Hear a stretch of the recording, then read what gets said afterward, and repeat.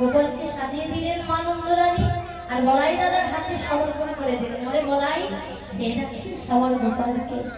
তাদের অনুনয় বিনয় দেখে আমি গোপালকে দিলাম, কিন্তু সে যে আমার নয়নমণি নীলমণি আমার প্রাণ, এই সবাই চেয়ে রাখিস। তারা বলছে মা চিন্তা করো না, আমাদের প্রাণ থাকতে গোপালের কিছু হবে না, গোপালকে সবাই চেয়ে রাখবো। তাই আজ কেমন ভাবে ধেনু বছর সঙ্গে নিয়ে গোপাল কৃষ্ণ আর ঘটে চলতে